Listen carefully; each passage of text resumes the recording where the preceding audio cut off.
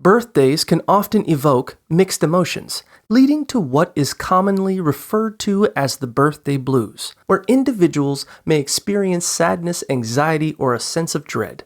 This phenomenon isn't a form of diagnosis, but rather a collection of negative feelings that can arise in the days leading up to or on the actual day. Symptoms may include a lack of appetite, withdrawal from loved ones, and difficulty concentrating, among others.